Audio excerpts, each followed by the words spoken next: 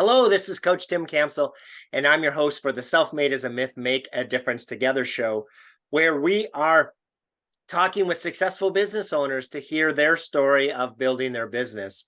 And because we know that success in business doesn't happen alone, we're taking some time to recognize the folks who have helped us along the way.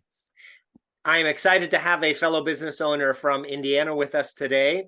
My guest can adapt to anyone he meets and make them feel comfortable in the conversation.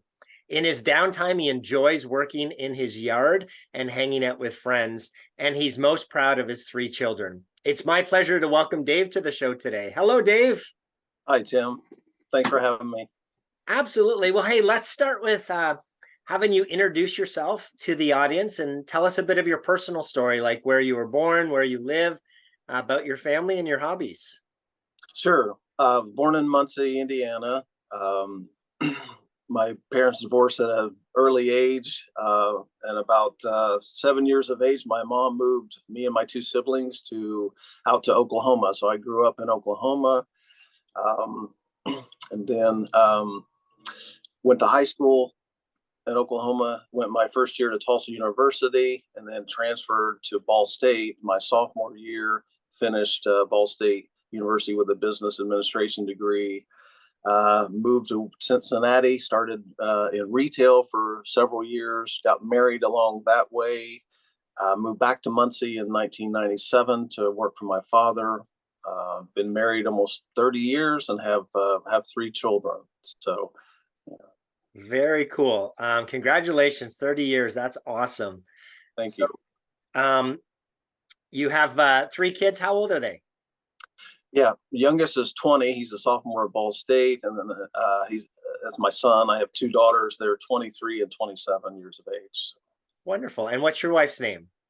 Julie. Fantastic. So, is there a funny story that your family likes to tell about you that you'd be willing to share with us today? Well, they're all pretty embarrassing. There's not a lot of perfect. I would want to share, and it was hard to come up with one, but my wife reminded me of one. When I was probably 9 or 10, I was out in the woods, way out in the woods with my older brother. He was probably 13 at the time, and we were messing around, and I had to go to the restroom. And he said, "Well, go behind that tree over there." So I went around behind the tree, and then I didn't have anything to use. And so I asked him to help me find something, and he brought me some leaves, and I used those leaves. Well, unbeknownst to me, I broke out from one end to the other in poison ivy. So, oh, no. pretty sure he knew what poison ivy looked like if he was a Boy Scout. So he was pretty mean like that. Oh, that's awesome. Yeah. Ouch. Yeah. So, Dave, Great tell us, how did the business come about, and at what point did you have the confidence that you could run a business? Yeah. My father been in the business for 50 years, funeral director for 50 years, all at Meeks Mortuary here. He always wanted me to come back and work for him in the business, but I was busy doing my own thing in retail. And he would call every once in a while and say, "You can come back and work for me. You can do this and do this and make a good living." And I was busy doing my own thing, and I never really thought about it. So I didn't grow up in the shadows of the funeral home, living in Oklahoma and being in retail for years. So things have changed in retail. My wife's father got sick suddenly and died. We were in actually Joplin, Missouri at the time. I was running a retail store there. And so things had changed with that company. They kind of changed their situation. And so I called my father one time and said, what do you have in store for me? Let's talk. And so we started that serious talking process. And so we kind of came to an agreement. And so I took a pay cut and moved back to Muncie to work for my dad. So I knew going into it, he was going to be demanding and difficult to work for and hard on me especially. And so I knew there was no favoritism.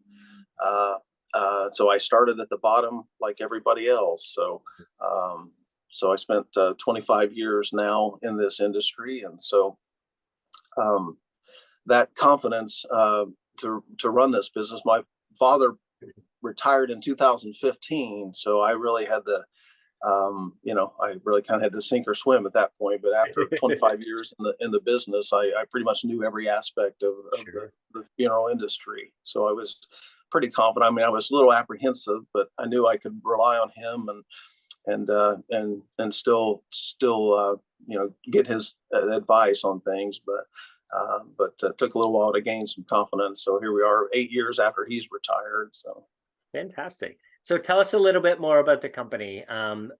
You just mentioned the name, but say that again for viewers. And what do you guys do? How do you help people? yeah. So we're it's the Meeks Mortuary and Crematory. We were started in 1844.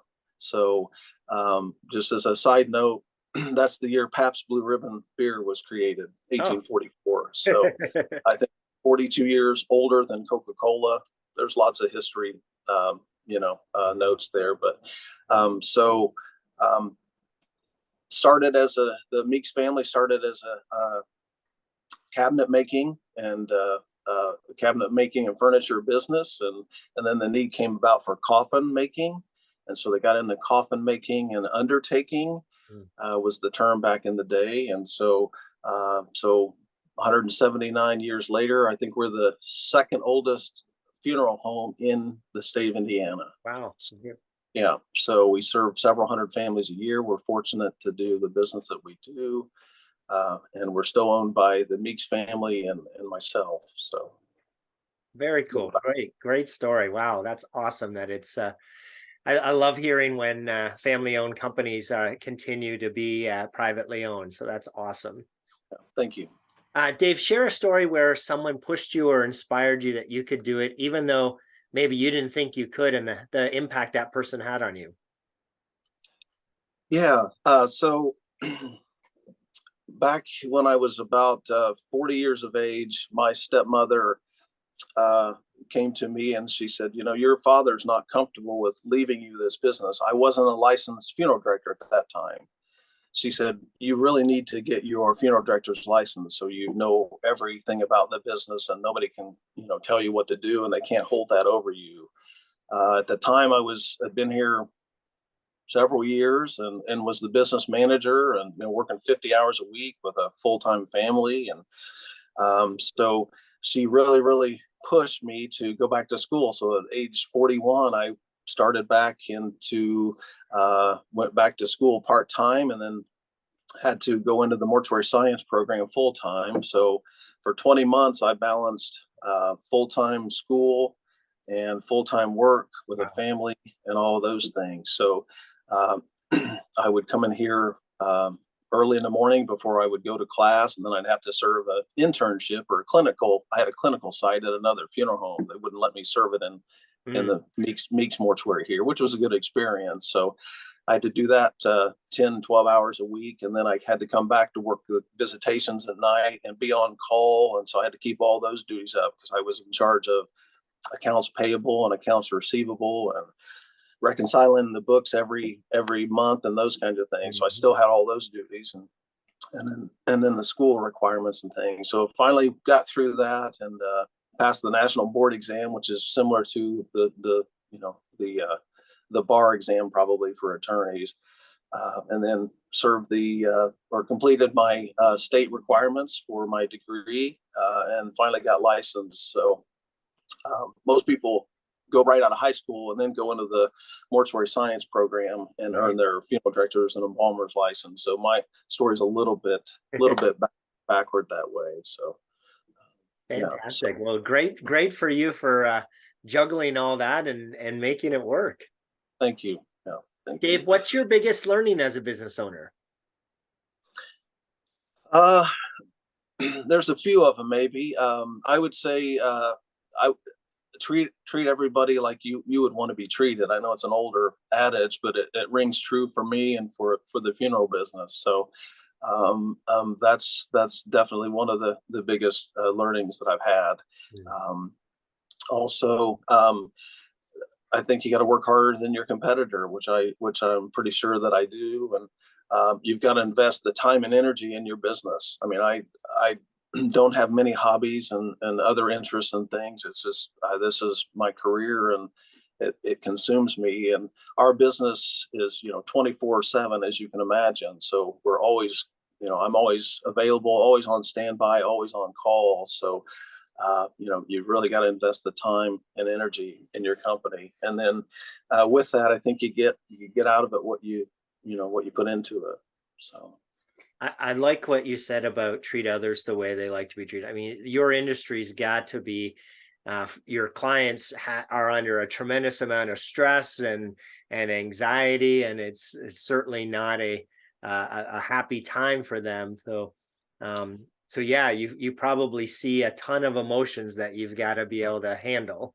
exactly. So yeah, so I call it, you have to kind of be kind of like a chameleon. So we come in contact with so many different characteristics and personalities, and then also the family dynamics, the the different way the families are made up and the issues that are going on. And so you kind of have to adapt to every family, and kind of meet them where they are, and see them eye to eye if you can, and be empathetic and sympathetic and those kinds of things. So yeah, it can be pretty difficult, but it gets pretty tough to do. So. Mm, yeah. Dave, we know that business success doesn't happen in isolation. So share with us one of your biggest challenges during the years, as an owner, and maybe a fellow business owner that came alongside you and helped you get through that. Yeah, biggest challenge, I would say our ongoing biggest challenge really is profitability and budgeting. Mm, So because of our business and our industry that's so sporadic, and it's hard to gauge. It's so up and down. right. With the death rate, it's really hard to budget for those things, and to stay profitable. And by that meaning, um, people don't like to hear that we're for-profit business. Right. People can't believe what things cost, and they're appalled that you have to ask for payment and those kinds of things. But it is a business in the you know in every sense of the word. So um, also, with that, we have we're constantly faced with discount cremation firms, and people trying to undercut your price and those kinds of things. So, and then when you mix in with that, people that are choosing cremation, basic cremation, they're kind of going away from traditional burial. So cremation rate creeps up every year. So if you look at the profitability between a traditional burial call and a cremation call, there's a huge gap in that profit margin. So that's a constant ongoing challenge. So I have a special study group in place that kind of helps me. Meeks is a member of an association that's for independently family-owned funeral homes. We've been a member for 80 years. It's by invitation only. And so within that association, I'm a member of a special study group. So we really get into confidential financial information, and we can bounce ideas and problems and issues off of each other. So that's a constant communication with that group. And then obviously we have some consultants in our business, like most businesses do. So we have a consultant on retainer that can help with certain things. And then of course the accountants that help with some payroll and taxes and things like that. Yeah. So Yeah. yeah. Fantastic. If I'm going to put you on the spot here a little bit. If I asked you to pick three people in your business owner journey that you're most grateful for them being there, to help contribute to your business growth, who are those three people and how they help you? Yeah, other than the associates within the business, obviously my father, Mm, spent 50 years here at Meeks, 50 years in the business. So obviously he's got a wealth of experience, and he's built this tradition, and continued this tradition and history of the mortuary, and built. He devoted a lot of time and energy as well, and it's you can see that paying off, and that's paid dividends really to me, trying to establish myself these last 25 years. So, and then of course this special study group that I'm in, again, we share confident information. So they always help me. And there's a gentleman within that group that is a huge budget guy. So he's a numbers guy, and so he's really sharp. So I confide in him quite a bit. I have for several years. And then obviously my wife. This is a tough business to be in. It's just to be a licensed director in, but then on the family side of things, I would hate to look at the divorce rate of funeral directors versus the national average, but it can be very tough on the spouse, and it has been on my wife. She understands it, but it still gets frustrating when we're at one of our children's birthday parties, and my phone rings, and I have to get up and throw on a suit and run out the door. So nothing new. That's part of the business. That's the nature of the business. And so she's used to it, but it still gets frustrating for her. Don't they know you're on vacation? I said, well, it doesn't work that way. God love her for putting up with me. So I know it's frustrating for her. So. Sure. Yes.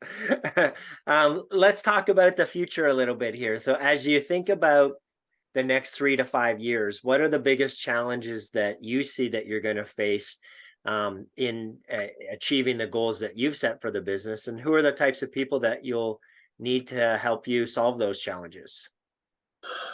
Yeah, good question. I think the biggest challenge for us is to finding licensed funeral directors and embalmers.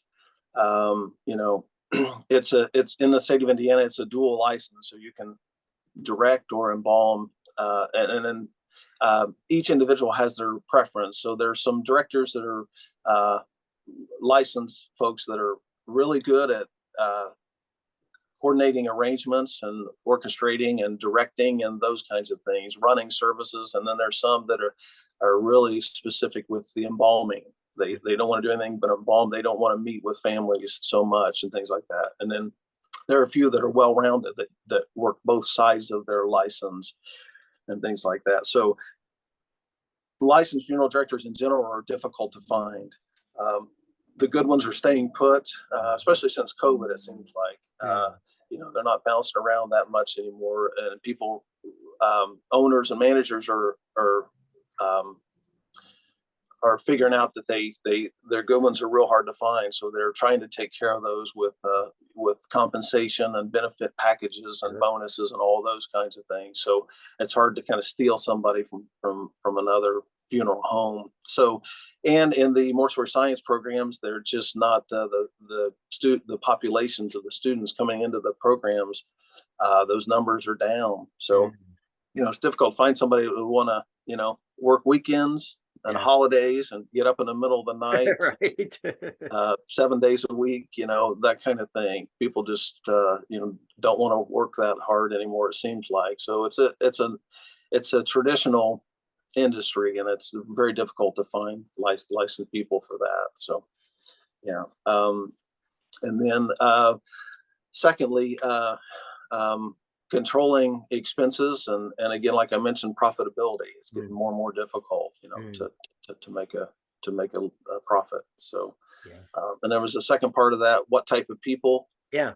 That you wanted to have. So, same people. I think I've answered. You've got to surround yourself with good people and have those support systems in place. So. Awesome. Hey, Jim Rohn, great author and business guru, says one of his quotes is that we become the average of the 5 people that we spend the most time with. So, Dave, as you think about that quote, what advice would you have for business owners who are trying to do it on their own? For folks who think that they don't need others' help or to ask other people for help, what would you say to those folks? Yeah, I think you're only good as the people that you surround yourself with. Don't try to reinvent the wheel. It's probably already been done. So there's systems and models out there, I think, that you can mimic or, morph into your own system to help you. But obviously it's the people that you surround yourself with. And so, I can't go on every call, and I can't meet with every family. I can't do every embalming. So you've got to have staff in place to do that. And you've got to trust trust that staff, so I don't know if that answers your question enough or Yeah, not. absolutely. No, I appreciate it. So, Dave, sounds like you've been blessed with some incredible people as part of your journey who have been there to help you. If they were all here on the show today, what would you want to say to them? Yeah, I try to tell my staff on a daily basis. I try to go out of my way. I thank them. I thank them every day that they leave, and I try to greet them in the morning, and I try to tell them constantly how much I appreciate them, and so they know that, I think. And I try to go out of my way to do something if they've kind of gone above and beyond and exuded extraordinary extra extraordinary service and things. I try to compensate them a little bit with a gift card or a bonus or something. So I try to not take that for granted. Again, I'm only as successful as my staff, and and they can make or break you, right? Especially a sensitive business like ours, Right. that we're working in. So yeah, I try to make it a practice to thank them on a daily basis, and then that they know I'm accessible 24/7. I tell them the last thing I say every day leaving is, call me if you need help. So yeah. I love your philosophy on taking care of your people and treating them well and making sure that they know that you appreciate them, because at the end of the day, that's a core human need, right? Is to be appreciated and know that others are thankful for the contributions that we're making. So I applaud you for taking that extra time to make sure your staff knows that. Thank you. Congratulations for doing that. Thank you so much. Dave, it's been a pleasure speaking with you today. Thank you so much for being on the show. Yeah, absolutely. Thanks for having me, Tim. Appreciate it. To everyone who tuned in, thanks for listening to the Self-Made is a Myth show with your host, Coach Tim Campsell. Be sure to help spread this movement by liking this video and sharing it on your social media. And to join our movement, go to bemadtogether.com. All right, folks, that's a wrap. Make sure to pay it forward, and I'll see you all next time. Take care. Bye-bye.